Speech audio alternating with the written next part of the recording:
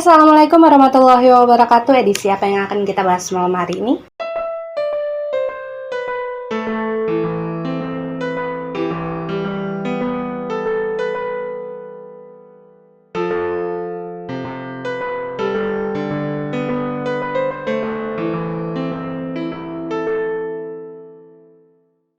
Ya, malam hari ini kita masuk lagi ke dalam edisi Rekam Misteri, di mana cerita yang akan kita dengarkan kali ini adalah cerita yang dikirimkan oleh salah satu teman kita yang ingin disebut namanya sebagai Temi. Disclaimer dulu sebelumnya, untuk kalian yang mungkin baru pertama kali menyaksikan channel YouTube ini, bahwasanya edisi Rekam Misteri adalah edisi di mana kita akan sama-sama mendengarkan cerita dari teman-teman kita yang ada di luar sana, yang mereka kirimkan melalui email yang ada di description box. Jadi kalau kalian misalkan ingin mengirimkan cerita juga, boleh ya, karena kalian bisa ikut juga mengirimkan cerita kalian melalui email yang sudah saya cantumkan di description box. Dan ya, kisah yang dikirimkan oleh Temi ini adalah kisah yang terjadi sekitar tahun 2015-an, kata beliau. Dan untuk mengawali kisah ini, izinkan saya terlebih dahulu menceritakan bagaimana sosok Temi ini secara garis besar ya. Temi bercerita bahwasanya pada saat itu usianya sekitar 27 tahunan ya. Beliau juga waktu itu masih single dan beliau ini bekerja di salah satu perusahaan rokok. Dan pada saat itu si Temi ini bekerja di bagian marketing atau sales dari pabrik rokok tersebut. Bisa dibilang dia ini menghabiskan sebagian besar waktunya untuk bekerja di lapangan, mengantarkan atau mendistribusikan rokok-rokok tersebut ke beberapa warung atau ke beberapa toko gitulah yang tersebar di wilayah itu. Dan kata Temi, dia ini tinggal dan bekerja di sebuah kota. Dia nggak mau disebutkan nama kotanya apa. Cuma posisinya kotanya tuh nanggung loh. Bisa dibilang gini, kotanya dibilang terlalu rame juga enggak, tapi terlalu sepi juga enggak. Tapi memang kalau misalkan di masa-masa liburan, katakanlah kayak liburan Natal atau liburan Lebaran gitu, kota tersebut pasti akan terasa lengang karena memang sebagian besar penduduk dari kota tersebut akan mudik. Dan ketika bekerja, Temi bilang dia memang lebih sering untuk memilih tidak mengambil jatah liburnya, meskipun pada saat itu adalah hari libur nasional. Nah, begitu juga ketika kejadian ini terjadi ya, sebenarnya si Temi ini bisa aja kalau dia masih mau ngambil libur gitu, karena waktu itu memang terjadi beberapa hari sebelum lebaran. Tapi waktu itu si Temi memilih untuk tetap bekerja, karena bagi dia uang yang dia dapatkan, kalau misalkan dia lembur nih di hari jatah dia liburan, itu cukup besar. Dan waktu itu si Temi berpikirnya karena dia masih single gitu kan ya, toh nggak akan ada yang protes juga kalau misalkan dia nggak pulang kampung di saat lebaran. Yang terpenting bagi Temi waktu itu adalah dia bisa mengirimkan uang tepat waktu untuk orang tuanya yang ada di kampung. Karena secara jujur Temi bilang di dalam ceritanya, dia ini tergolong orang yang introvert. Jadi meskipun memang waktu itu mendekati hari raya keagamaan gitu kan, lebaran, dia ini nggak terlalu suka kumpul-kumpul gitu, banyak orang yang nantinya ujung-ujungnya nanyain, Temi kapan menikah, Temi kapan berumah tangga gitu, Temi sekarang pekerjaannya apa gitu. Nah, Temi tuh nggak betah ditanya-tanyain seperti itu. Dan hal lain yang membuat si Temi ini jarang memutuskan untuk pergi liburan ketika hari libur adalah dia nggak suka terjebak di dalam macet. Karena kalian tahu sendiri, kalau misalkan hari liburan, apalagi liburan nasional yang liburnya banyak, itu jalanan dimanapun kan pasti macet. Dan ada satu hal yang perlu kalian garis bawahi, bahwasanya cerita si Temi ini, saya juga baru menyadarinya ketika saya membaca cerita ini secara keseluruhan. Kemudian saya konfirmasikan kepada si pemilik cerita bahwa latar belakang tempat di mana cerita ini terjadi ternyata sama dengan cerita yang pernah saya ceritakan beberapa minggu yang lalu. Kalau kalian ingat, edisi Rekam Misteri juga yang judulnya Titip Ari-Ari. Jadi kejadian ini memang terjadi di jalanan tersebut. Jadi sama lokasinya, cuma mungkin beda titik aja. Dan kita sebut saja di sini tempat tersebut adalah Bukit Warna ya. Karena memang sebenarnya wilayah tersebut dulunya adalah sebuah bukit yang kemudian dibelah menjadi jalanan. Cuma memang karena tidak ada rumah penduduk di sana, jarang ada kendaraan yang lewat juga di situ kan. Pada akhirnya wilayah tersebut ya memang menjadi sepi. Dan akhirnya banyaklah cerita-cerita mistis yang berkembang di daerah tersebut. Jadi kalian di sini bisa mengerti ya bahwasanya narasumber yang menceritakan cerita ini itu ternyata tinggalnya di kota yang sama dengan narasumber yang pada saat itu mengirimkan cerita dengan judul Titip Ari-Ari. Tapi mereka nggak saling kenal loh, mereka sama sekali nggak saling kenal. Saya hanya berusaha untuk mengkonfirmasikan, menanyakan apakah tempat itu sama atau tidak, dan ternyata memang sama. Dan kejadian yang dialami oleh si Temi ini terjadi sekitar H-2 sebelum lebaran. Jadi waktu itu memang si Temi ini sengaja tidak ngambil jatah liburan dia. Dia tetap bekerja seperti biasanya, mendistribusikan beberapa rokok toko gitu kan, ke warung-warung ataupun toko-toko yang memang sudah masuk ke dalam listnya. Dan pada saat itu memang kata Temi, setiap kali dia mendapatkan tugas untuk mendistribusikan rokok-rokok tersebut, dia ini kayak udah punya tandem sejatinya dia lah, CS-nya dia bestie. Sebut saja di sini namanya adalah Denny. Jadi mereka ini seumuran. Dan sejak awal si Temi ini masuk kerja di pabrik rokok tersebut, memang dia kenal dan dekatnya itu sama si Denny. Dan pada saat itu memang kata si Temi adalah beberapa toko dan juga warung yang memang harus mereka datangi. Mereka udah catetin satu-satu tuh ya kan, ada di buku list mereka. Dan memang pada saat itu toko terakhir yang harus mereka datangi itu mewajibkan mereka untuk melalui jalanan yang melintasi Bukit Warna tersebut. Jadi pada saat itu ada 2 toko nih yang tersisa gitu ya, yang paling jauh. Dan karena memang pada saat itu letak dari kedua warung tersebut paling jauh di antara warung-warung yang harus mereka datangi, akhirnya si Temi dan si Denny ini memutuskan untuk datang ke warung itu di urutan paling akhir. Jadi mereka ini datang ke warung-warung yang sebenarnya ada di dekat mereka dulu lah. Temi bilang ya, ini secara gambarannya aja, hampir persis seperti yang saya ceritakan di kisah Titip Ari-Ari beberapa minggu yang lalu. Bahwasanya jalanan tersebut adalah jalanan yang kanan kirinya tuh benar-benar sepi, bisa dibilang hutan sebenarnya, banyak pohon-pohon tinggi, nggak ada rumah penduduk sama sekali. Karena memang sebagian besar dari wilayah tanah yang ada di sana itu dijadikan sebagai kebun palawija. Jadi selain dijadikan kebun, ya paling pohon-pohon doang yang ada di situ. Dan sejak awal si Temi bekerja di pabrik rokok tersebut, otomatis kan dia tinggal di kota itu ya. Dia ini seringlah mendengar cerita-cerita dari orang yang dia kenal gitu ya, mengenai keangkeran dari Bukit Warna gitu. Meskipun memang sebenarnya secara langsung dia nggak pernah mengalami hal tersebut. Jadi di sini memang si Temi ini sudah beberapa kali sebenarnya bolak-balik Bukit Warna. Cuma dia nggak pernah mengalami hal yang aneh. Dan dari apa yang Temi ingat, cerita-cerita dari temennya gitu ya, yang sama bekerja dengan dia, yang suka nganter-nganterin rokok gitu kan dari warung ke warung. Ada beberapa di antara mereka nih, kalau misalkan harus melewati Bukit Warna, mereka tuh diganggu katanya. Jadi kayak mulai diperlihatkan oleh penampakan-penampakan gitu ya, yang tiba-tiba saja melintas, yang kemudian membuat mereka ini terkejut kan saat mengendara. Atau tiba-tiba saja mesin mobil yang awalnya sehat gitu, karena memang sudah diperiksa, udah di-tune up segala macam, tiba-tiba ketika masuk ke dalam wilayah tersebut mati. Pokoknya banyaklah ceritanya, beragam. Dan selain cerita mistisnya, Temi juga mendengar bahwasanya asal-usul dari tempat tersebut dulunya adalah merupakan tempat di mana banyak begal-begal gitu. Zaman dulunya kan kalau misalkan ada orang yang ngebegal gitu ya, mohon maaf, menghabisi seseorang, dirampok hartanya, itu biasanya jasadnya itu akan dibuang begitu saja di dalam hutan. Dan itulah kenapa mungkin tempat tersebut pada akhirnya dikenal sebagai tempat yang angker, karena memang ya masa lalunya juga cukup kelam. Tapi Temi bilang ya, secara pribadi dia nggak tahu apakah gosip-gosip tersebut benar atau tidak, karena dia juga nggak pernah mencari tahu lebih dalam. Dan memang karena semua cerita-cerita tersebut, pada akhirnya jarang sekali orang yang berani melewati Bukit Warna, apalagi kalau misalkan hari sudah gelap. Jangankan pada malam hari ya, ketika siang hari pun, ibaratnya bisa dihitunglah jumlah kendaraan yang memang berani melintasi wilayah Bukit Warna. Tapi memang seiring berjalannya waktu, kata si Temi ya, mungkin bertahun-tahun berlalu, kehidupan juga sudah berubah. Kemudian pemerintah juga sudah mulai memasukkan beberapa lampu penerangan lah ya di pinggir-pinggir jalan tersebut, meskipun memang jaraknya agak jauh-jauhan. Cuma kata Temi pada saat itu 1-2 warung itu udah mulai buka di pinggiran jalan, kayak untuk ya memfasilitasi mungkin pengendara-pengendara yang capek gitu kan, yang pengen beristirahat. Cuma memang vibes sepi, vibes lengang, vibes angkernya itu tetap nggak bisa hilang, karena menjelang jam 6 sore biasanya warung-warung tersebut akan tutup. Dan Temi sendiri juga nggak tahu alasannya kenapa mereka tutup. Jadi kalau misalkan memang sudah lewat dari jam 6, ya udah sepi. Dan di hari itu ketika mereka ditugaskan untuk mendistribusikan rokok-rokok mereka ya, Temi bilang memang suasana dari kota tempat di mana mereka tinggal dan bekerja itu udah mulai sepi. Jadi jalanan udah mulai lengang gitu ya. Beberapa jalanan yang biasanya menjadi titik kemacetan itu udah mulai nggak ada. Dan memang pada saat itu kata Temi sekitar jam 3 sore, akhirnya dia dan juga si Denny ini memutuskan untuk memulai perjalanan mereka mendistribusikan rokok-rokok tersebut. Dan waktu itu memang toko-toko yang akan mereka datangi itu jumlahnya cukup banyak, karena memang mereka ini harus menekel lah ya teman-teman mereka yang udah pada berangkat, yang mengambil jatah libur lebaran mereka kan pada saat itu.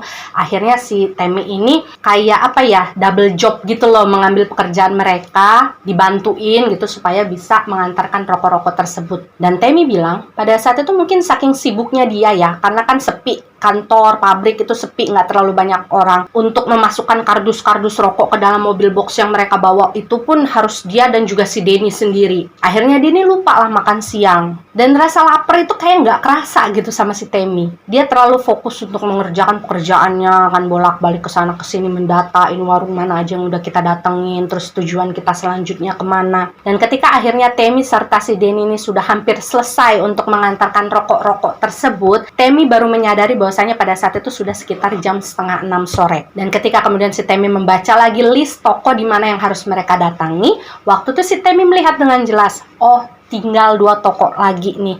Yang satu tokonya berada di paling ujung setelah lepas melewati kawasan Bukit Warna, dan satunya lagi itu mungkin sekitar 100 atau 200 meter setelah warung yang di ujung Bukit Warna tadi. Jadi dengan kata lain, ya mau nggak mau memang mereka sore itu harus berjalan melewati si Bukit Warna untuk mencapai tujuan mereka. Tapi karena memang waktu itu kata si Temi itu bukan pertama kalinya dia juga melewati kawasan tersebut, ya dia nggak kepikiran apa-apa, dia cuma pengen fokus menyelesaikan tugasnya. Kata Temi ya, sebenarnya ada sih rasa tegangnya ketika kemudian dia dan Denny ini harus melewati Bukit Warna dalam situasi langit sudah mulai gelap. Karena memang biasanya kalau misalkan di hari reguler, hari biasa gitu ya, paling sore dia bekerja itu sekitar jam 5. Dan dia nggak mungkin lagi keluar, apalagi melewati Bukit Warna setelah jam tersebut. Dan pada saat itu sebenarnya si Temi ini hanya ingin mengurangi ketegangannya aja sih ketika perjalanan mereka itu mulai memasuki kawasan Bukit Warna. Jadi dia ini kayak bercanda gitu lah ya, ngomong sama si Denny yang pada saat itu menyetir mobil.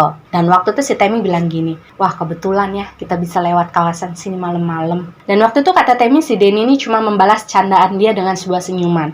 Karena memang gini, kalau menurut si Temi, dia dan si Denny ini agak berbeda nih orangnya. Kalau si Denny ini cenderung agak lebih percaya dengan hal-hal gaib gitu ya, dengan dimensi astral gitu. Sementara si Temi ini benar-benar kebalikannya. Dan mulai memasuki kawasan Bukit Warna, waktu itu si Temi ingat banget sekitar 6:30 malam. Karena memang gini, ketika kawasan bukit tersebut udah kelihatan nih dari jauh, kan pohon-pohonnya kan gede ya. Jadi kan pohonnya udah mulai kelihatan tuh kalau misalkan kita sudah dekat, udah mau masuk dalam kawasan tersebut. Nah, saking tegangnya si Denny sebenarnya, Denny kayak berusaha untuk menutupi ketegangannya.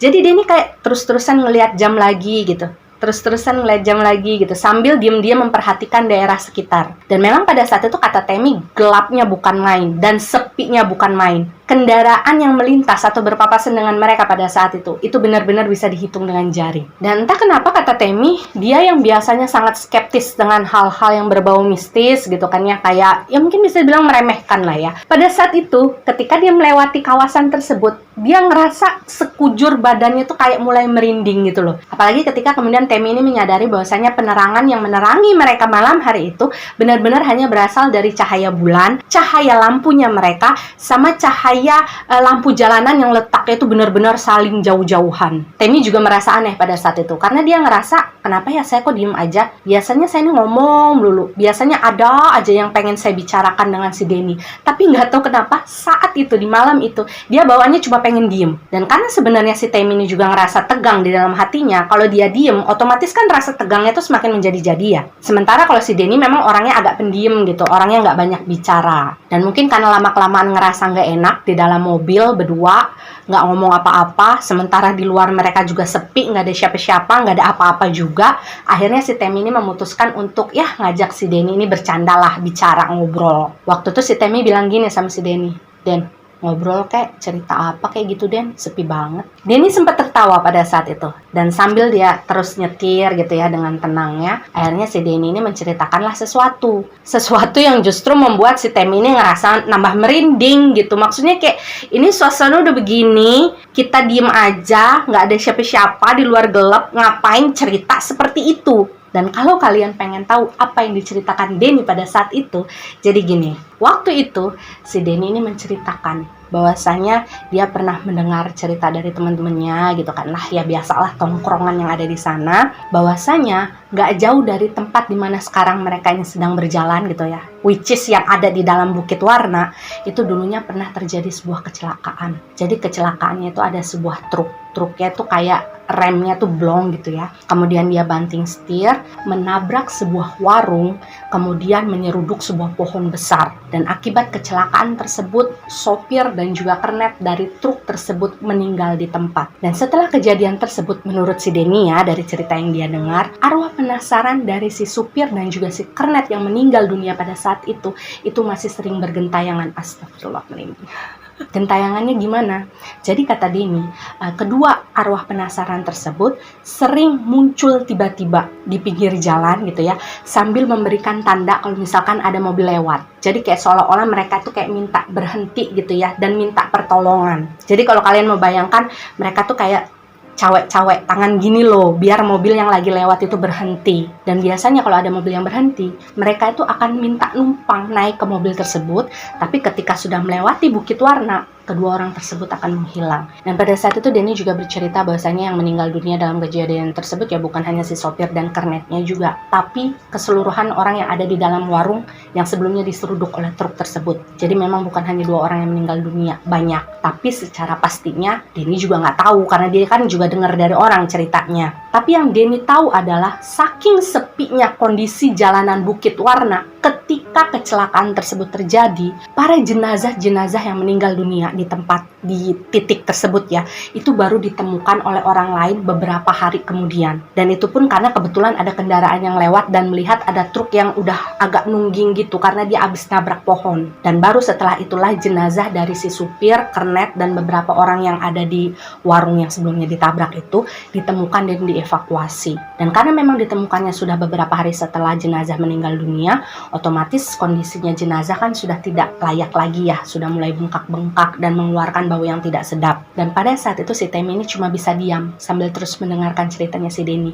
Karena gini, dia terlalu gengsi untuk minta si Denny ini berhenti. Dia kan ngerasa takut ya sebenarnya, tapi dia gengsi buat nyuruh si Denny ini udah diem gitu kan. Dan ketika mendengar cerita tersebut sampai habis gitu kan, kayak menyelami banget, si Temi ini bilang, Denny kayak ngelihat apa ya, Denny kayak seolah-olah membayangkan kejadian tersebut di dalam kepalanya. Jadi proses ketika si truk itu remnya blong, kemudian nabrak warung, kemudian nyeruduk pohon, sampai kemudian hancur gitu. Nah itu tuh kayak kebayang aja gitu di kepalanya si Temi. Sampai-sampai si Temi ini ngerasa merinding dari ujung kaki sampai ujung kepalanya. Jadi tuh kayak sur gitu bulu kuduknya. Dan percaya tidak percaya, ketika si Temi membayangkan proses tersebut terjadi di dalam kepalanya, secara mengejutkan, persis banget ketika si Temi ini mendengar kalimatnya si Denny yang menyebutkan bahwasanya sampai sekarang itu arwah penasarannya masih suka berhentiin pengendara-pengendara yang lewat loh gitu kan. Nah pas di situ tiba-tiba aja si Temi ini ngeliat di depan mobil mereka, mungkin jaraknya sekitar 5 meteran lah ya, itu muncul dari dalam hutan ada 2 orang. Jadi yang satu kurus, yang satu agak gemuk, laki-laki. Muncul jalan, berhenti di pinggir jalan, menghadap ke arah tempat di mana mobil box si Temi dan juga si Denny ini mau lewat, kemudian cawek-cawek tangan gini. Jadi kayak mau memberhentikan. Dan karena kaget, ya kalian bisa bayangkan lah si Temi baru aja mikirin dari dalam kepalanya, tiba-tiba aja dia ngeliat orang tersebut kayak muncul gitu di depan mereka kan. Pasti dia kaget ya, bukan main dong. Jadi sempat memekik lah si Temi ini. Adalah beberapa bahasa kebun binatang yang keluar dari mulutnya si Temi. Dan Temi bilang sebenarnya dari apa yang dia lihat pada saat itu, sosok kedua orang laki-laki yang tiba-tiba muncul di depan gitu ya, di depan kendaraan mereka, berusaha untuk memberhentikan mobil mereka, itu sebenarnya nggak serem sih emang. Maksudnya kayak ya manusia biasa aja, kayak orang biasa aja. Tapi entah kenapa waktu itu si Temi kayak ngerasa nggak beres gitu. Yang pertama adalah, kenapa mereka tiba-tiba bisa keluar dari dalam hutan, kemudian berdiri di sana, dan tujuan mereka apa untuk memberhentikan mobilnya si Temi dan juga si Denny. Dan yang kedua menurut si Temi adalah, dari jarak tempat di mana dia berada, dia kan ngeliat tuh ya 2 orang tersebut berdiri. Nah menurut si Temi pada saat itu wajah dari kedua orang tersebut pucat. Jadi kayak pucat orang yang benar-benar sakit, pengen pingsan. Mungkin awalnya si Temi ini menganggap bahwasanya dia lagi halu ya, karena apa yang dilihatnya pada saat itu terlalu bertepatan dengan apa yang ada di pikirannya. Cuma ternyata si Denny juga melihat apa yang si Temi lihat. Karena nggak lama setelah si Temi ini kayak ngumpat gitu ya, si Denny ini menepikan mobilnya. Jadi dia kayak seolah-olah pengen berhenti, pengen memberikan bantuan kepada 2 orang tadi. Dan karena hal tersebut si Temi ini marah lah sama si Denny kan. Dan waktu itu posisinya si Denny ini memberhentikan mobilnya itu sekitar 2 atau 3 meter lebih depan dari jarak dimana kedua orang tadi itu kayak cawe-cawe minta tolong ya. Jadi posisinya gini, misalkan ini 2 orang ya, ini mobil mereka. Nah, si Denny ini berhentinya di sini nih, di depan sini. Jadi posisi kedua orang laki-laki itu ada di belakang mobil mereka. Dan begitu si Denny ini memberhentikan mobilnya, waktu itu si Temi langsung ngegeplak bagian belakang kepalanya si Denny ini sambil bilang, "Gila, ngapain berhenti di sini?" Karena waktu itu kata Temi, dia bisa melihat dengan jelas bagaimana kedua orang laki-laki tadi itu berjalan mendekati arah mobil mereka dari kaca spion yang ada di sebelahnya si Temi. Dan waktu itu si Temi deg-degannya bukan main dong. Sambil merasa tegang dan ketakutan, si Temi ini akhirnya ngomong lagi kan sama si Denny. Dia maksa si Denny buat nyalain lagi mobilnya. Denny, jalan bangke, ayo jalan." Karena memang 2 laki-laki itu berjalan tuh kayak semakin mendekat. Dan hal yang paling diperhatikan oleh si Temi pada saat itu ekspresi dari kedua orang laki-laki tersebut yang benar-benar datar dengan tatapan kosong. Jadi jalannya tuh kayak gini aja gitu. Tapi pada saat itu si Denny sempat menjawab kan, "Kasihan Tem, barangkali mereka butuh bantuan. Kan kalau ditinggalin sendirian di sini kasihan." Dan waktu itu sambil benar-benar marah, akhirnya si Tem ini ngomong lagi sama si Denny, "Kasihan gimana? Mobil mereka aja nggak ada kok. Pengen minta bantuan apa coba? Nggak mungkin mereka tiba-tiba keluar dari hutan. Abis ngapain coba?" Dan setelah mendengarkan ucapan si Tem yang barusan, mungkin si Denny ini kayak baru keinget ya. Oh iya juga, kalau misalkan mereka minta bantuan, mobil mereka mana gitu. Nggak mungkin mereka jalan kaki masuk ke dalam hutan Bukit Warna tiba-tiba gitu kan, terus minta pertolongan orang lain. Jadi pada saat itu akhirnya si Denny ini nurut lah sama si Temi kan. Dia nyalain lagi mobilnya dan dia langsung memacu mobilnya dengan kecepatan yang lumayan tinggi. Dan kata Temi ketika kemudian mobilnya ini berjalan gitu menjauhi kedua orang laki-laki tadi, dia kan masih ngeliat ke arah spion ya. Dan pada saat itu si Temi melihat kedua orang laki-laki tadi itu langsung berhenti jalannya, berdiri dan menatap lurus ke arah mobil boxnya si Denny dan juga si Temi. Dan jujur di situ meskipun memang tidak ditampakkan perwujudan yang seram seperti apa atau bagaimana, tapi si Temi merasa benar-benar sangat merinding dan ketakutan. Dan ketika mereka berdua ini melanjutkan perjalanan, Temi mengaku dia memarahi Denny habis-habisan. Jadi adalah mungkin sekitar 10 menitan pada saat itu si Temi ini marah-marahin si Denny. Dan setelah selesai merasa puas, merasa lega dengan unek-uneknya pada saat itu, si Temi ini kan kembali diam ya. Nah ketika dia kembali diam itu dia mulai merasakan, aduh perut saya kok lapar lagi. Tapi pada saat itu laparnya beda kata Temi. Jadi kayak laparnya itu kayak seolah-olah langsung nyerang ke ulu hatinya dia. Kayak seolah-olah tuh emah dia tuh kambuh. Dan waktu itulah si Temi ini keinget, oh iya saya ini belum makan siang gitu. Dan saya ini belum masuk apa-apa gitu. Dan sialnya pada saat itu di dalam mobil mereka ini sama sekali nggak ada stok roti atau snack atau apa gitu buat ngeganjel laparnya si Temi. Dan karena hal tersebutlah akhirnya si Temi ini langsung bilang kan sama si Denny, "Den, ntar kalau nemu warung di pinggir jalan, udah berhenti aja deh, mau warung apa aja itu." Jadi maksudnya si Temi walaupun nanti mereka nggak ketemu warung yang jual nasi atau jual makanan berat, setidaknya nggak apa-apa deh kalau misalkan warung yang cuma jual kue-kue atau snack-snack kecil juga nggak apa-apa. Dan di sini kalian harus ingat bahwasanya ketika mereka sudah memasuki sebagian dari kawasan Bukit Warna, waktu itu langit sudah gelap ya, mungkin sudah sekitar jam 7 atau jam 8 malam lah. Jadi bisa dibayangkan bagaimana pada saat itu sepinya wilayah tersebut tanpa adanya rumah-rumah penduduk kan, ada lampu-lampu jalan juga jaraknya jauh-jauh, apalagi di bagian kanan kiri mereka pada saat itu memang hanya terdiri dari pepohonan yang vegetasinya lumayan lebat. Dan sebenarnya kalau kata si Temi ya, ketika mereka ini baru memasuki kawasan Bukit Warna, jadi beberapa meter lah sebelum memasuki bagian vegetasinya si Bukit Warna,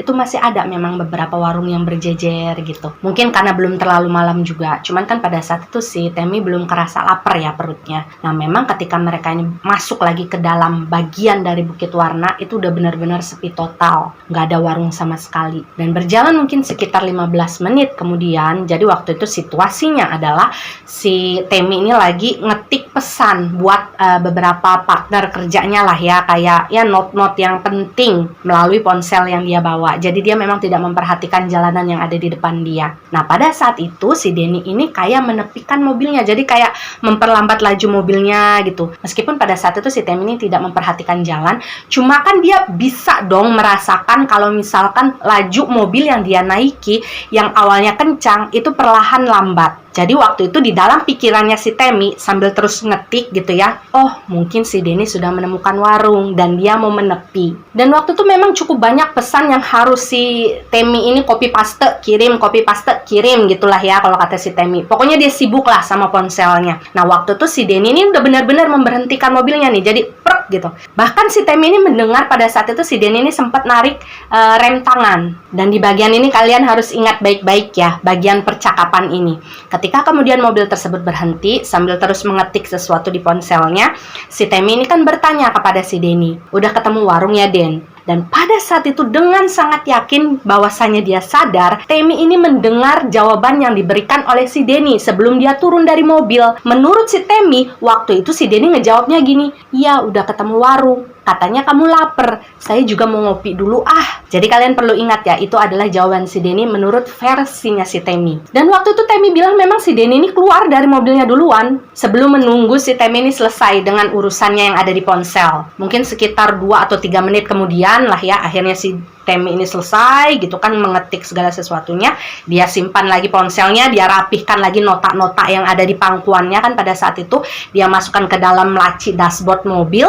Nah waktu itu kata si Temi, dia ngeliat dengan jelas kalau si Denny ini udah duduk nih. Ada sebuah warung gitu ya, di depan tempat mobil mereka ini parkir, itu ada sebuah warung kecil, warung sederhana lah ya. Nah si Denny tuh udah duduk di depan warung tersebut sambil ngangkat kakinya sebelah, terus makan gorengan. Jadi kan pada saat itu si Temi berpikirnya, oh kita sekarang udah nyampe di warung nih gitu. Jadi pada saat itu akhirnya si Temi ini ikut turun lah, karena dia kan memang pengen makan. Dan sedikit penggambaran yang diberikan oleh si Temi melalui ceritanya, bahwasanya situasinya pada saat itu, jadi warung itu ada di bagian sebelah kiri dari jalanan ya, agak masuk, ada halamannya sedikit lah untuk tempat mobil-mobil atau kendaraan parkir gitu. Bagian depan dari warung tersebut itu sebenarnya terbuatnya tuh kayak dari tanah merah gitu, cuman tanah merahnya tuh ditimpa sama barisan batu bata gitu loh yang disusun gitu biar nggak licin kan kalau ada orang jalan. Warung tersebut dibuat dari geribik sebenarnya. Kemudian tiang-tiang apa sih namanya ya, pokoknya tiang-tiang sudutnya gitu ya, itu dibuat dari batang bambu yang warnanya tuh masih kehijauan. Kemudian atapnya tuh dibuat dari kayak ikatan-ikatan jerami gitu ya, pokoknya rapi gitu, tebal menutupi bagian atap. Dan pada saat itu si Temi ini melihat memang banyak sekali penerangan di warung tersebut. Jadi penerangannya tuh bukan lampu kayak obor gitu ya, ada 2 obor ditancapkan di bagian pagar depan dari warung tersebut. Kemudian ada beberapa lampu tempel, lampu semprong gitu kalau kalian tahu, yang masih pakai minyak tanah itu loh.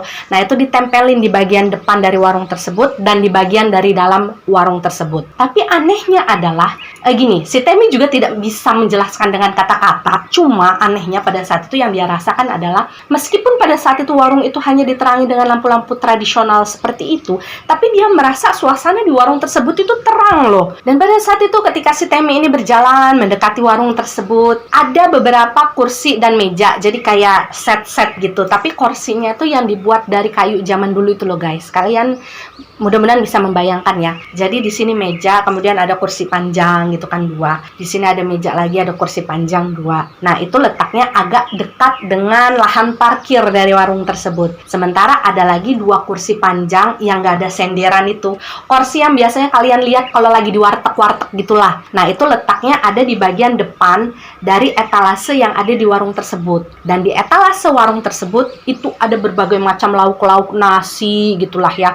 Pokoknya yang enak-enak lah. Ada tempe, ada sayur, ada ayam, ada ikan, segala macem. Dan melihat suasana seperti itu, sebenarnya si Temi ini sempat bengong juga. Maksudnya kayak, ini warung kok bagus ya gitu, kayak estetik banget gitu warung itu. Tapi ada satu hal yang kemudian diingat oleh si Temi.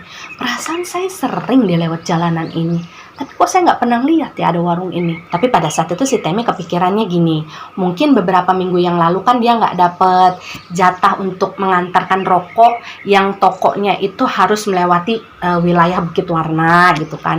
Jadi kemungkinan warung itu baru dibangun dan baru dilihat oleh Temi, karena memang setelah beberapa minggu absen melewati jalanan tersebut, akhirnya si Temi melewati jalan itu lagi. Ya benar-benar positif lah pikirannya si Temi, nggak kepikiran yang macam-macam sama sekali. Dan pada saat itu si Temi ini ngelihat si Denny ini memilih untuk duduk di kursi panjang yang ada di depan etalase dari warung tersebut ya. Jadi kayak kursi warteg gitu. Nah waktu itu si Temi ya memutuskan untuk duduk di situ juga dong, bersebelahan dengan si Denny. Ketika kemudian si Temi itu duduk di sana gitu, dia mencium sebuah aroma yang menurut dia cukup nyaman, karena dia memang sering mencium aromaterapi semacam itu. Kata Temi, baunya itu kayak bau dupa. tapi dupa modern gitu. Jadi kayak bau-bau kayu cendana. Nah, waktu itu si Temi ini langsung mikir gini, "Ish, hebat banget ini warung, pelayanannya luar biasa."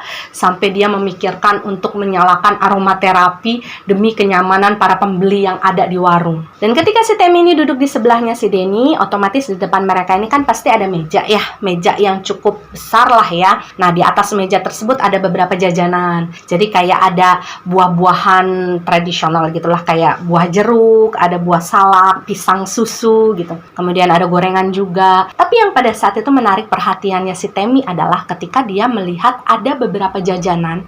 Jadi kayak snack-snack gitu yang menurut si Temi pada saat itu adalah jajanan jadul gitu. Itu jajanan zaman dia dulu kecil. Dan dia nggak nyangka kalau misalkan warung tersebut masih menjual jajanan jadul seperti itu. Jadi pada saat melihat jajanan tersebut si Temi ini kayak ngerasa, ih, keren bener nih warung, sampai jajanan jadul juga ada gitu kan.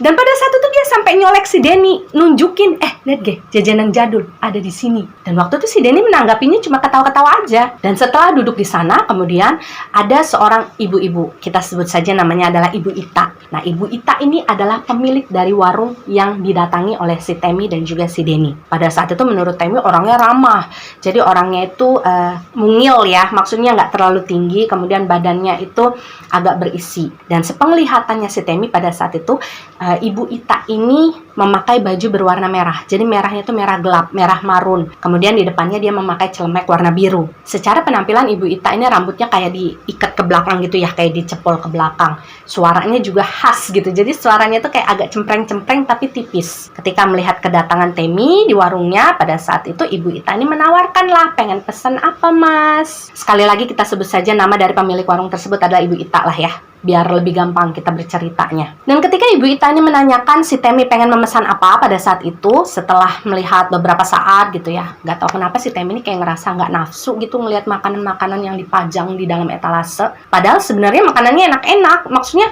waktu itu kan si Temi sebenarnya ngerasa lapar ya, tapi ketika dia ngelihat makanan yang ada di etalase, nggak tahu kenapa dia nggak ngerasa nafsu aja. Jadi pada saat itu si Temi ini memesan mie rebus dengan telur, kemudian dengan irisan sawi. Dan sambil menunggu mie pesanannya itu datang, si Temi ini akhirnya memesan juga segelas teh hangat pada saat itu. Kemudian dia sambil ngemil gorengan yang ada di depan dia. Dan nggak tahu kenapa kata Temi ketika dia memakan gorengan yang ada di depannya pada saat itu, rasanya benar-benar lahap gitu. Jadi kayak baru habis satu makan lagi, habis dua makan lagi. Padahal biasanya dia nggak terlalu begitu suka dengan gorengan. Dan secara logika kalau misalkan kita menunggu pesanan kita gitu kan ya, di warung atau dimanapun itu, otomatis kita kan pasti akan memperhatikan sekitarnya kita dong. Nah, waktu itu hal tersebutlah yang dilakukan oleh si Temi.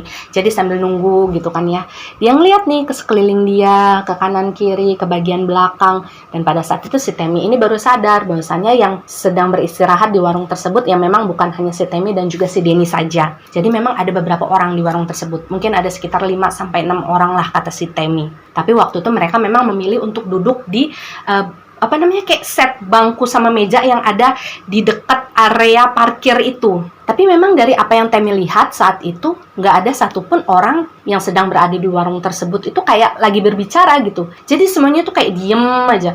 Diem kemudian kayak benar-benar fokus dengan apa yang mereka kerjakan masing-masing. Misalkan ada yang ngerokok, jadi mereka ngerokok aja gini. Set. Kemudian ada yang lagi makan, ya udah makan. Ada juga yang lagi bengong liatin jalan. Jadi benar-benar kayak nggak ada yang ngobrol, bercanda, atau gimana. Dan memang kata si Temi pada saat itu sepertinya yang memesan mie telur gitu ya, mie rebus dengan telur itu bukan hanya diri dia aja. Karena memang sambil sesekali melirik ke arah dapur dari warung tersebut, si Ibu Ita ini memang terlihat sangat sibuk gitu untuk memasak mie gitu, mangkoknya banyak. Jadi memang pada saat itu si Temi ini ya harus sedikit lebih bersabar lah untuk menunggu mie-nya matang. Sementara kalau si Denny ini memang sudah dilayani lebih dulu, karena kan si Denny ini memesan nasi rames. Bahkan pada saat itu si Denny ini udah hampir menghabiskan separuh dari nasi ramesnya. Hingga akhirnya kesabaran si Temi ini berbuah manis gitu.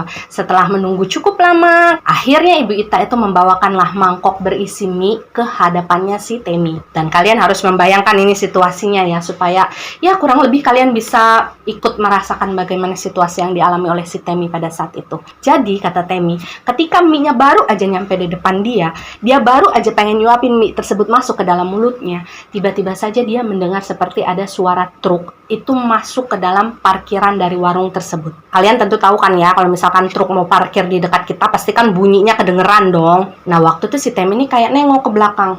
Oh, ada truk masuk. Di situ dia baru keinget, oh iya, di sini kan ada banyak orang ya. Tapi kok saya nggak ngelihat ada mobil lain atau kendaraan lain yang diparkirkan di depan warung tadi, kecuali mobil saya dan Denny, dan juga truk yang barusan datang. Jadi orang-orang yang ada di warung ini, mereka jalannya pakai apa? Apakah mereka nggak pakai kendaraan atau bagaimana? Pokoknya itulah yang sempat kepikiran sama si Temi. Dan ketika dia masih memikirkan hal tersebut, si Temi ini kan masih noleh lagi ginilah ya ke arah truk tersebut.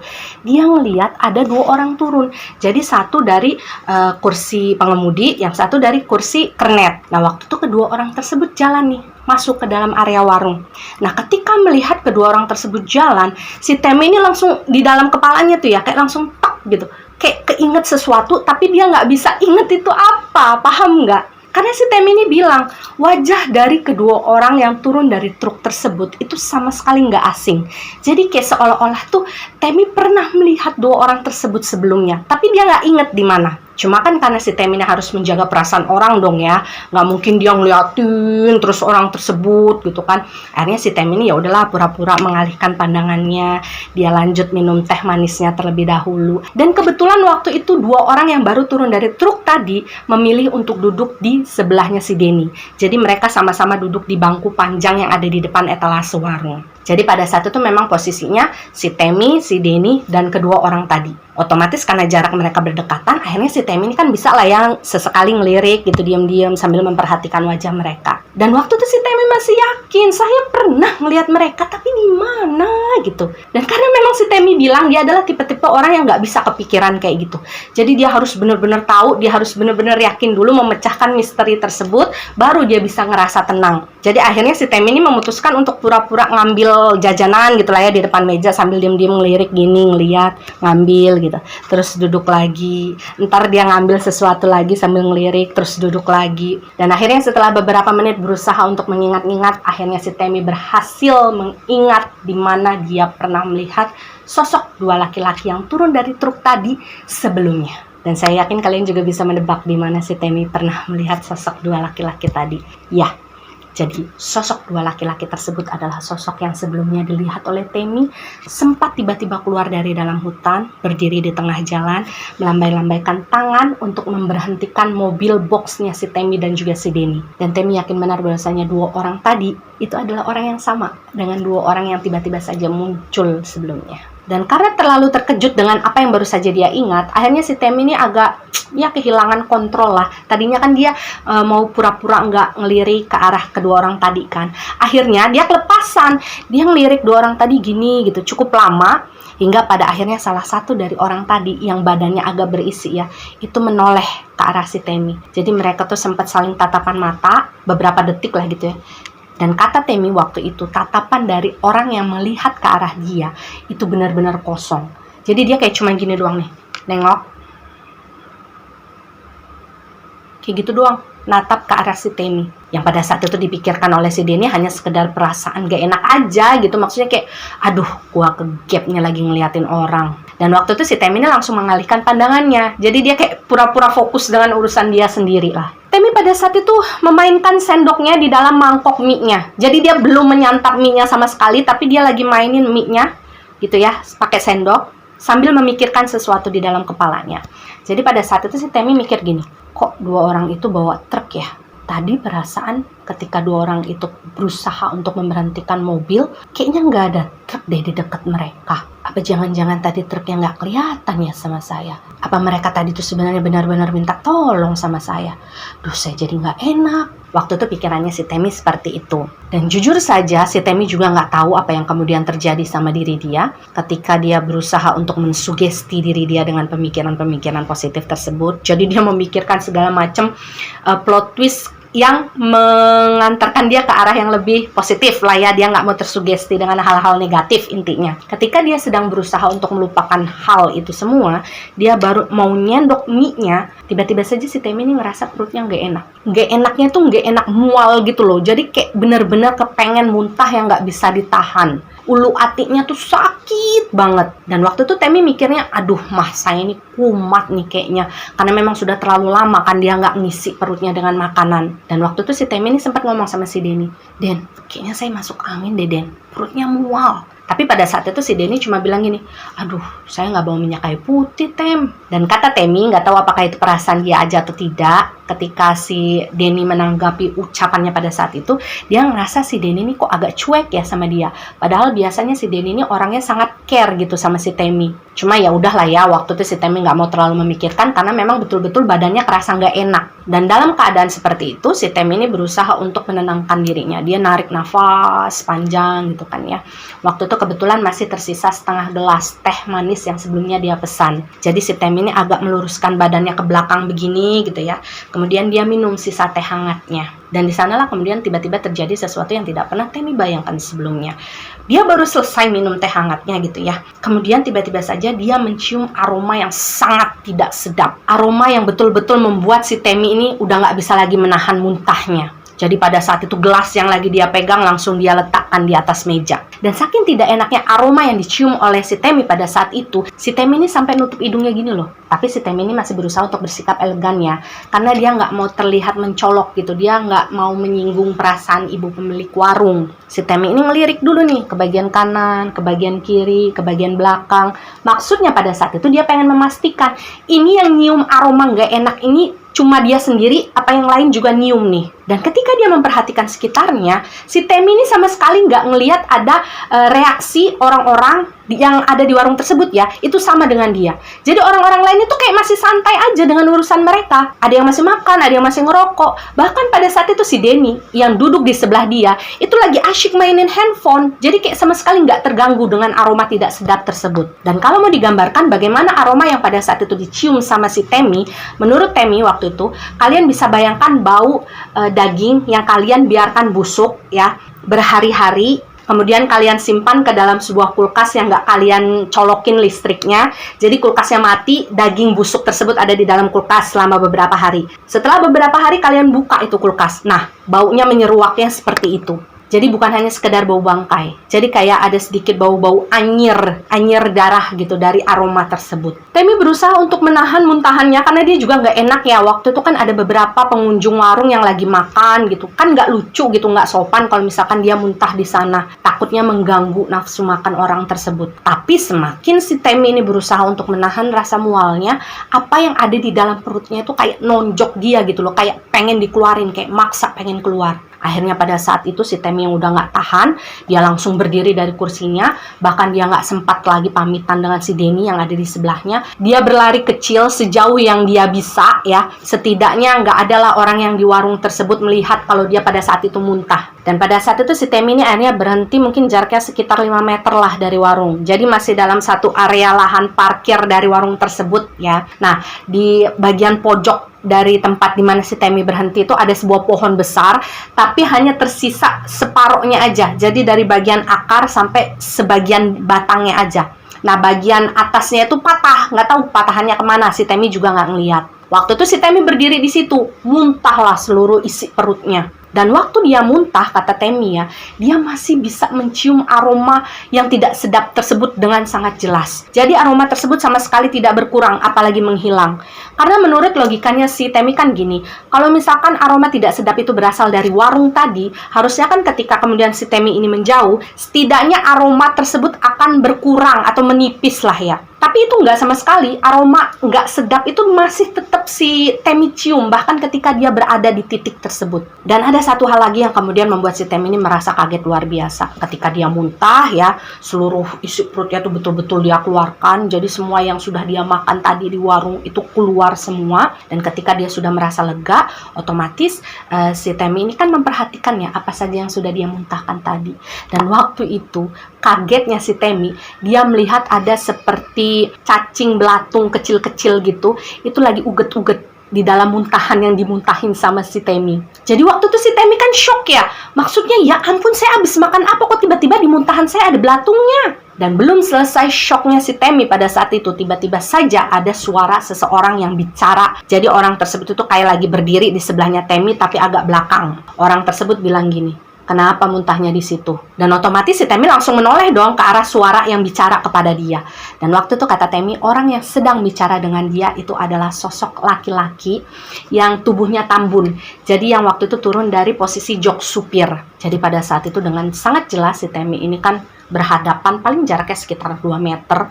Temi bisa melihat dengan jelas pada saat itu sosok itu benar-benar pucat secara penampakan, tapi secara bentuk dia manusia gitu kalau menurut si Temi ya. Dan jujur hal pertama yang dipikirkan oleh Temi ketika laki-laki tersebut mengajak dia bicara adalah si Temi ini langsung ngerasa nggak enak hati karena dia ngerasa, aduh, jangan-jangan si bapak tadi ngeliat nih saya muntah di sini dan itu mengganggu nafsu makan beliau. Jadi waktu itu si Temi ini langsung minta maaf lah kepada laki-laki tersebut.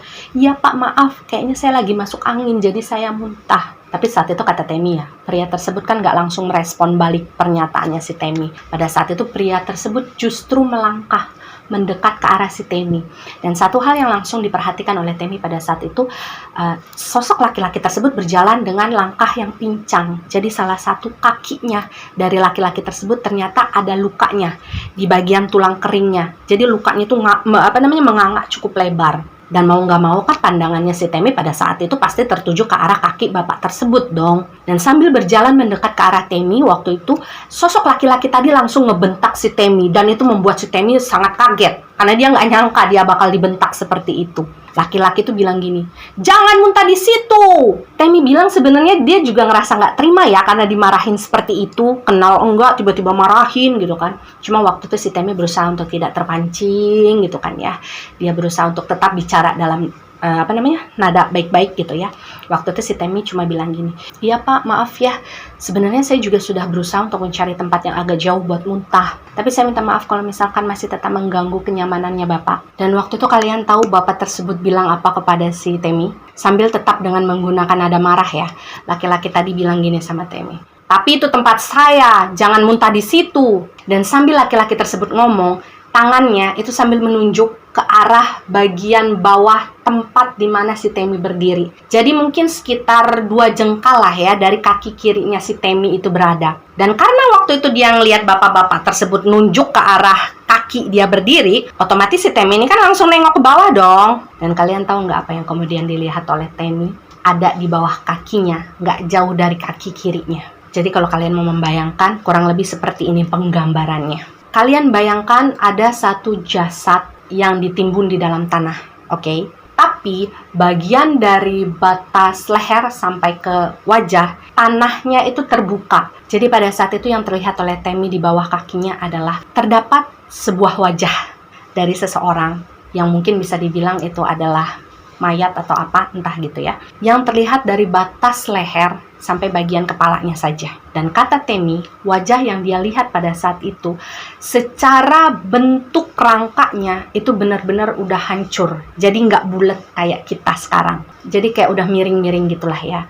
Kemudian ada luka-lukanya, ada biru-birunya, ada darah-darahnya. Bahkan ada beberapa gigi bagian depan dari wajah tersebut yang terlihat patah. Jadi bisa dipastikan bahwasanya wajah yang dilihat oleh Temi pada saat itu kemungkinan besar meninggal karena sebuah kecelakaan atau mungkin hal lain, tapi sempat terkena hantaman yang sangat keras karena memang secara struktur tulang tengkoraknya pun sudah hancur. Dan belum selesai sampai di sana, ada satu hal lagi yang membuat si Temi ini merasa betul-betul tidak bisa mempercayai apa yang dia lihat. Jadi menurut Temi pada saat itu adalah wajah yang dia lihat sedang tertanam sebagian badannya di dalam tanah yang kelihatan cuma sisa wajahnya doang gitu ya. Meskipun dalam kondisi tengkorak yang sudah remuk, tapi secara garis besar wajahnya gitu ya, si Temi ini masih bisa mengenali bahwasanya wajah tersebut betul-betul sama dengan wajah dari sosok pria yang tadi baru saja mengajak dia bicara. Dan pada saat itu sosok pria tersebut masih berdiri di depannya si Temi.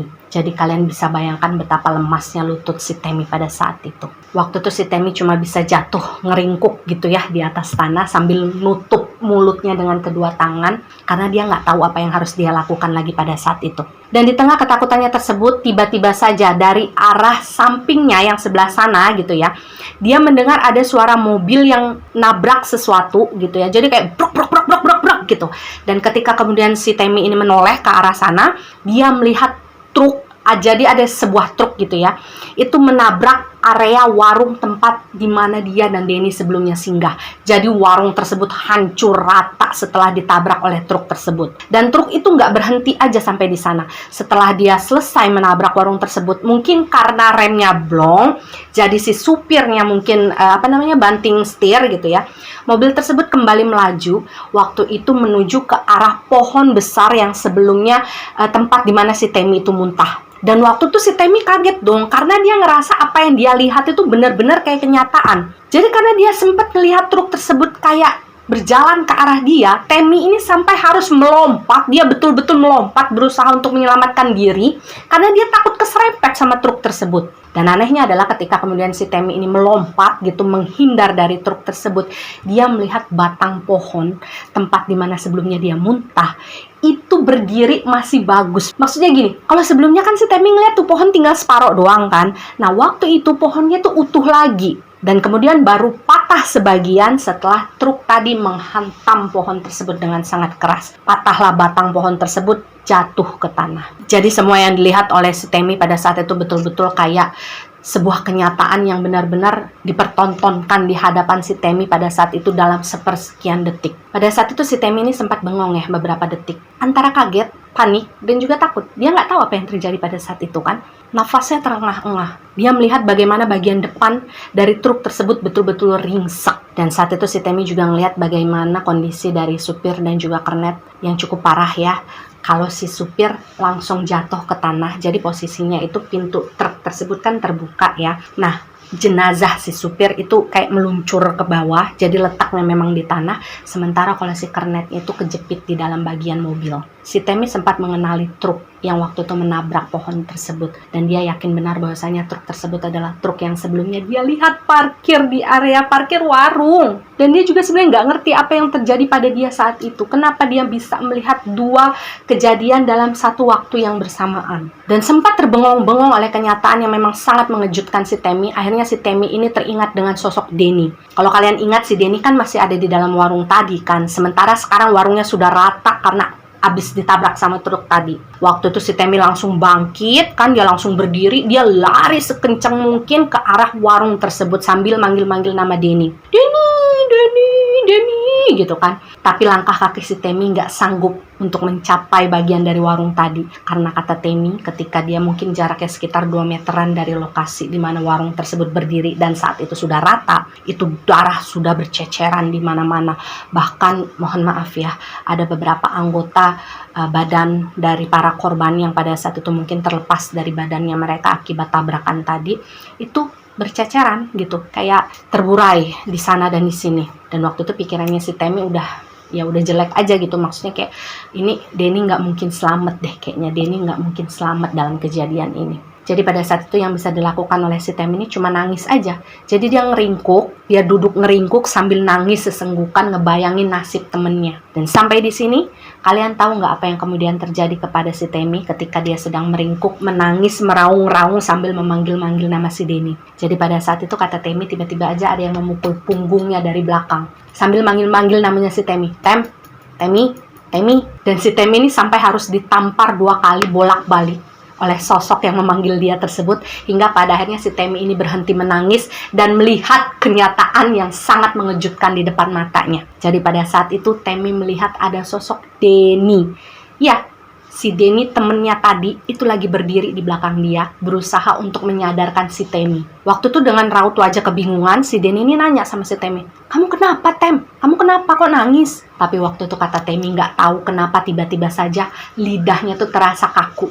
Jadi dia kayak pengen ngomong, dia pengen cerita gitu ya, tapi dia nggak bisa. Lidahnya nggak bisa bergerak sama sekali, dia nggak bisa mengeluarkan suara. Jadi si Temi ini cuma bisa nangis aja. Jadi si air mata itu cuma bisa ngalir aja gitu dari matanya si Temi, tapi si Temi nggak bisa cerita apa-apa ke Denny. Dan karena si Denny ini ngerasa khawatir kan ya sama keadaan temennya, akhirnya pada saat itu si Temi ini dia papah kan, dia masukkan ke dalam mobil, dan akhirnya dia memutuskan untuk baliklah pulang. ke kota tempat di mana mereka ini tinggal. Jadi mereka nggak melanjutkan perjalanan untuk mengantarkan sisa rokok yang harus mereka distribusikan. Dan waktu itu Temi sadar ya, dia nggak pingsan, tapi dia memang nggak bisa ngomong gitu.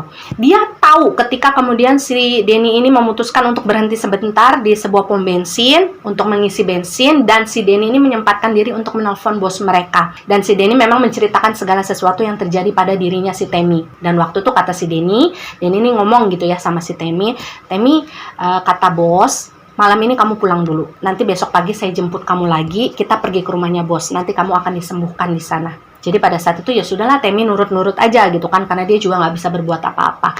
Dan malam hari itu akhirnya si Temi ini diantarkan pulang sama si Denny ke kontrakannya. Dan ketika tidur, si Temi bilang saat itu dia bermimpi, dia didatangi oleh beberapa sosok yang sebelumnya dia lihat berada di warung yang Temi rasa sempat dia singgahi sebelumnya. Jadi waktu itu di dalam mimpinya si Temi ada sosok dua orang laki-laki tadi, si supir dan si kernet. Kemudian ada sosok Ibu Ita, dan ada beberapa sosok dari pengunjung warung yang sempat dilihat wajahnya oleh si Temi.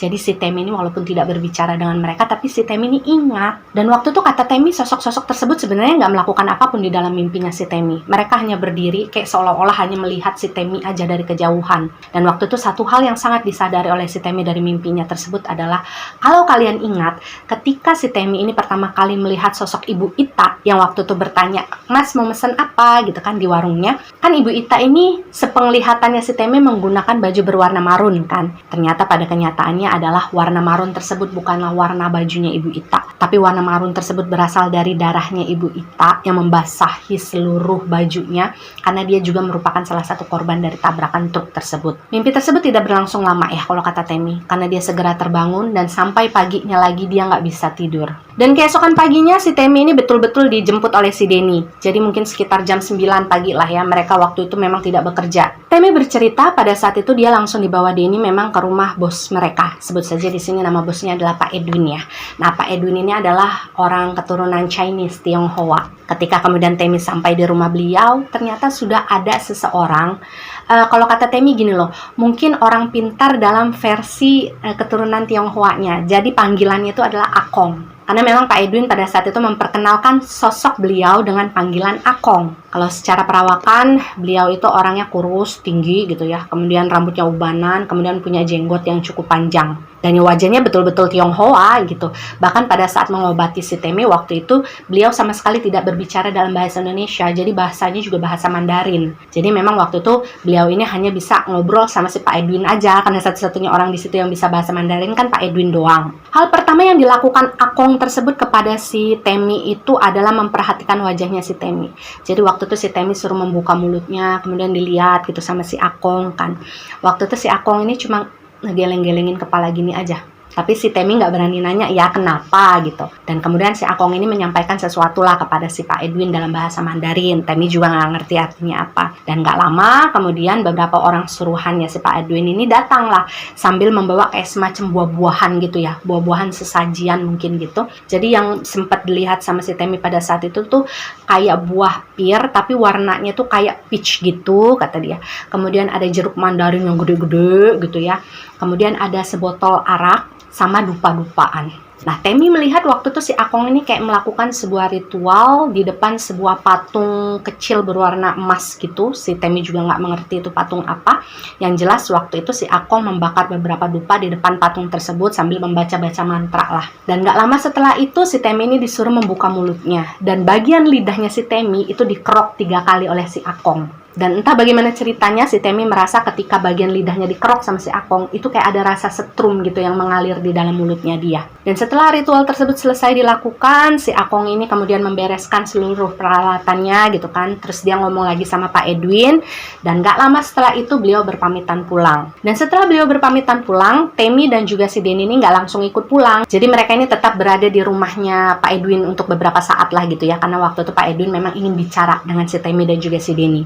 Karena memang ada beberapa hal yang disampaikan oleh si Akong yang memang harus diartikan oleh si Pak Edwin dan harus disampaikan kepada si Temi. Waktu itu intinya adalah Akong bilang bahwasanya si Temi ini nantinya akan bisa bicara lagi kok sekitar 2-3 hari ke depan. Dan saat itulah Ada cerita yang cukup mencengangkan bagi si Temi yang kemudian diungkap oleh si Denny. Dan waktu itu si Temi hanya bisa mendengarkan karena dia kan posisinya belum bisa berbicara ya. Jadi waktu itu menurut cerita versinya si Denny ini ya. Kalau kalian ingat sebelumnya ketika si Denny ini menepikan mobil, itu kan perasaannya si Temi, dia mendengar Denny ini bilang, itu ada warung, katanya lapar. Ya udah gitu, gue juga mau ngopi gitu kan ya. Perasaannya si Temi kurang lebih dia mendengar seperti itu. Tapi kalau versinya Denny pada saat itu, ketika dia memberhentikan mobil, dia ini bilang sama si Temi, "Tem, tunggu sini sebentar. Saya mau buang air kecil." Jadi pada saat itu betul-betul clash dua orang ini. Benar-benar miskomunikasi. Bahkan si Temi dan juga si Denny juga tidak mengetahui, tidak paham bagaimana hal tersebut bisa terjadi. Padahal pada saat itu mereka ini samping-sampingan posisinya. Dan masih menurut cerita versinya si Denny, pada saat itu akhirnya dia keluarlah dari mobil. Dia meninggalkan si Temi sendirian di dalam mobil kan. Dia memang agak masuk ke dalam hutan karena dia kan pengen buang air kecil ya. Dan itu nggak lama kata si Denny, paling sekitar 10 menitan lah. Dia kembali lagi ke mobil. Tapi ketika dia masuk ke dalam mobil, dia sudah tidak melihat adanya si Temi di dalam sana. Dan waktu itu si Denny ini berpikir, oh mungkin si Temi juga buang air kecil kali ya gitu kan. Makanya akhirnya ditunggulah sama si Denny. Denny ini masuk ke dalam mobil kan, nungguin gitu sampai si Temi ini nanti muncul sendiri. Tapi sekitar 10 menit kok si Temi ini nggak muncul-muncul kan ya. Di sana sepi, nggak ada apa-apa. Maksudnya kalau misalkan mau nongkrong, kalau ada warung, oke lah mungkin si Temi mampir di sana. Tapi kan di situ nggak ada apa-apa. Akhirnya si Denny ini menghubungi si Temi. Maksudnya dia nelfon, berusaha untuk miss call lah. Nah waktu di miss call, teleponnya si Temi ini nggak aktif. Dan di sanalah si Denny ini akhirnya mulai merasa cemas. Karena si Temi ini kan seolah-olah kayak hilang nih, nggak ada kabarnya. Dan itu sudah cukup lama ya si Denny ini menunggu. Mungkin sekitar 10-15 menitan. Dan kebetulan memang pada waktu itu si Denny ini posisinya berhenti di dekat lampu jalan gitu loh. Jadi memang cukup terang lah ya wilayah tempat di mana mobil mereka ini berhenti. Jadi waktu itu si Denny ini memutuskan untuk ya sudahlah saya keluar lagi dari mobil dan mencari si Temi kemana. Jadi waktu itu si Denny yang memang cukup berani ya orangnya, itu mengambil sebuah senter dari dalam dashboard mobilnya, nyari dia masuk ke dalamnya pinggir-pinggiran hutan yang ada di sekitar mereka sambil manggil-manggilin si Temi. Dan waktu itu si Temi nggak menjawab sama sekali, nggak ada jawaban apapun lah dari si Temi, walaupun si Denny ini berusaha untuk mencari ke sana kemari. Hingga mungkin berjalan sekitar 20 menitan, si Denny itu udah deg-degan lah, maksudnya kayak kalau misalkan ada sesuatu yang terjadi sama si Temi, pasti saya nih yang disalahin kan gitu. Akhirnya ada sebuah kendaraan lewat. Itu kebetulan banget, ada sebuah sedan lewat. Nah, waktu itu si Denny ini memutuskan untuk meminta bantuan.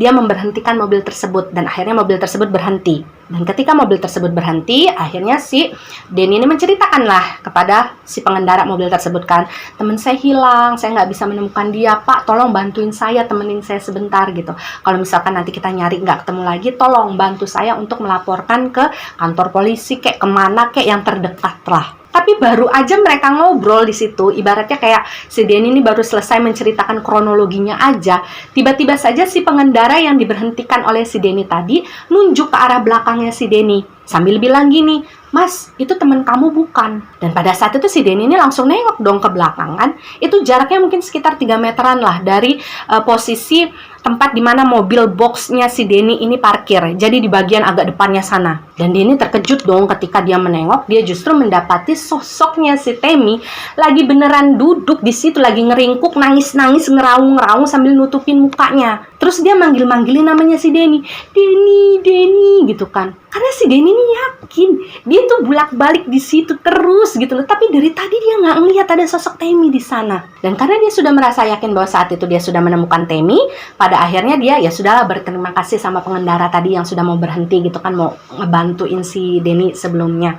Akhirnya pada saat itu si Denny ini agak berlari, nyamperin lah tempat di mana si Temi ini lagi nangis ngeraung-ngeraung. Dan waktu itu kata si Denny, dia ngelihat si Temi ini kayak orang nggak sadar gitu loh. Maksudnya kayak dia dipanggilin, dia dipukul-pukulin gitu ya. Maksudnya supaya sadar, berhenti nangisnya. Cuman susah banget disadarinya. Sampai pada akhirnya memang si Denny ini memutuskan untuk menampar wajahnya si Temi ini 2 kali, bolak-balik gitu. Nah barulah di sana tangisannya si Temi ini berhenti. Jadi kalau mau dibayangin itu kayak seolah-olah si Temi itu kayak baru bangun dari tidurnya. Dan setelah menemukan Temi itulah akhirnya cerita tersebut kan berlanjut ketika si Denny memutuskan untuk membawa Temi pulang, kemudian menghubungi bosnya dan sebagainya. Sampai di titik dimana kemudian si Temi ini diobatin sama si Akong tadi. Jadi di sini kita udah sama-sama bisa tahu nih gimana cerita tersebut melalui versinya si Denny. Lalu apa yang kemudian membuat si Temi ini sampai tidak bisa bicara sama sekali setelah kejadian tersebut?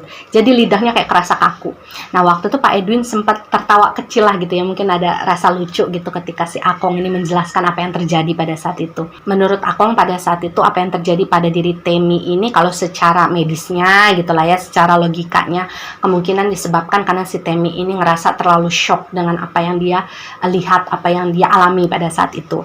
Tapi kalau secara sisi spiritualnya adalah mungkin itu adalah satu pembelajaran yang memang diberikan oleh para penghuni gaib yang ada di wilayah tersebut untuk memberikan apa ya, kayak semacam sanksi atas mungkin si Temi ini sempat melakukan atau memikirkan satu dan lain hal yang pada akhirnya menyinggung keberadaan dari para entitas-entitas yang ada di sana. Meskipun sampai saat ini ketika si Temi memberikan cerita ini kepada kita semua, dia juga masih bingung sebenarnya dia ngelakuin kesalahan apa gitu. Dia nggak kepikiran apapun pada saat itu. Apakah otaknya yang pada saat itu mempertanyakan keeksistensian dari para penghuni yang ada di Bukit Warna tersebut dianggap sebagai sesuatu yang menantang atau sebagaimana ya si Temi juga nggak tahu ya. Tapi yang jelas ya Temi meminta maaf akan hal tersebut. Dia juga nggak punya niatan untuk bersikap sompral atau semacamnya lah pada waktu itu. Jadi memang murni pada saat itu apa yang terjadi pada diri Temi itu ya kayak sekedar pembelajaran kecil aja lah. Makanya kemudian kan kata Akong, Temi nanti bisa bicara lagi kok sekitar 2-3 hari ke depan.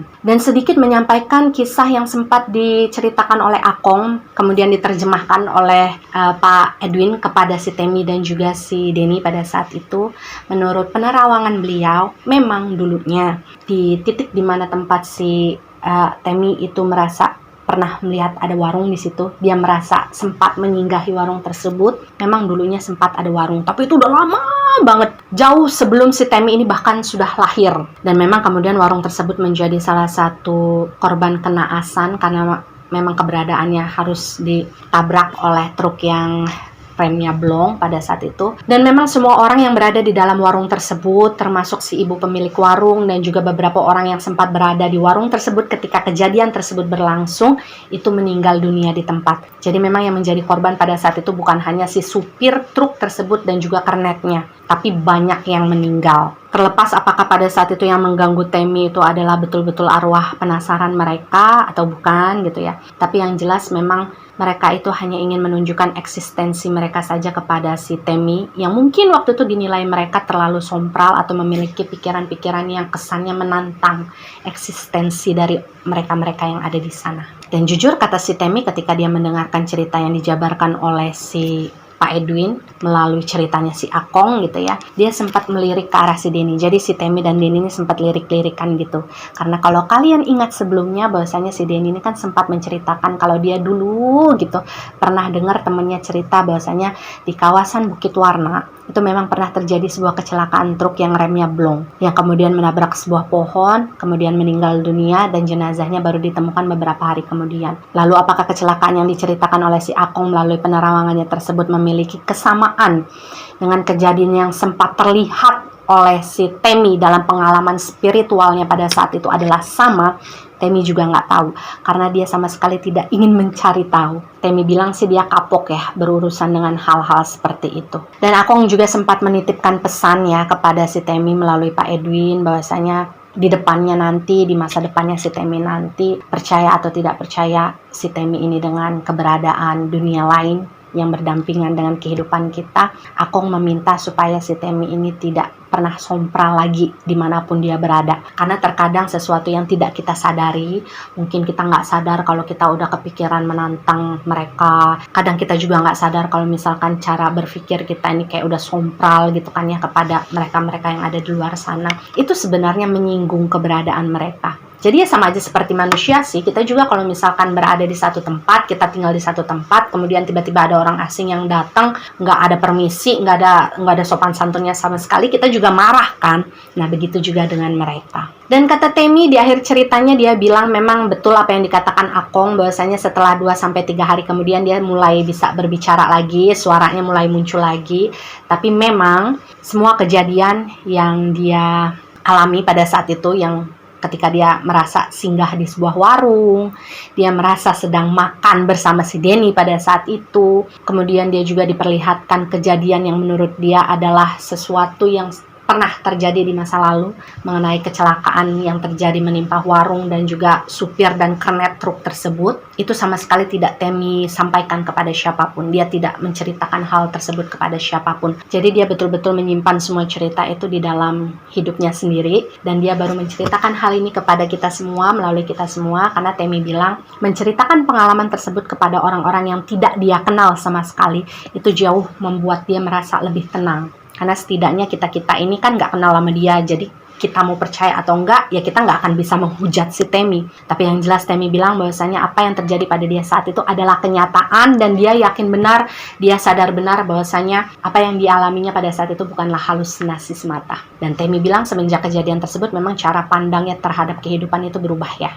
Dia jadi lebih menghargai segala sesuatu yang ada di sekitarnya, yang bisa dia lihat atau tidak. Kemudian dia mulai percaya bahwasanya kita hidup, manusia ini hidup di atas muka bumi itu nggak sendirian. Ya demikianlah keseluruhan cerita dari teman kita yang minta disebut namanya sebagai Tammy. Ada pembelajaran yang sebenarnya sudah sangat klise sih ya dari kisah ini, bahwasanya mau kita percaya mau kita nggak percaya dengan adanya kehidupan di luar dimensi kita, mau kita percaya atau nggak percaya dengan eksistensi makhluk gaib di sekitar kita, itu terserah kalian. Tapi selalu berusaha untuk bisa menghargai apa yang ada di sekitar kita, mau yang bisa kita lihat maupun tidak kita lihat. Jangan sompral, itu kuncinya. Kita yang manusia aja nggak suka kan kalau misalkan ada orang yang kurang ajar sama kita, sama tempat di mana kita berada. Begitu juga dengan mereka. Bersyukurlah kalian orang-orang yang tidak diberikan kelebihan untuk bisa menyaksikan bagaimana kehidupan lain di luar sana. Karena kalau kalian bisa menyaksikan kehidupan mereka, mungkin cara pandang kalian terhadap dunia ini, terhadap kehidupan,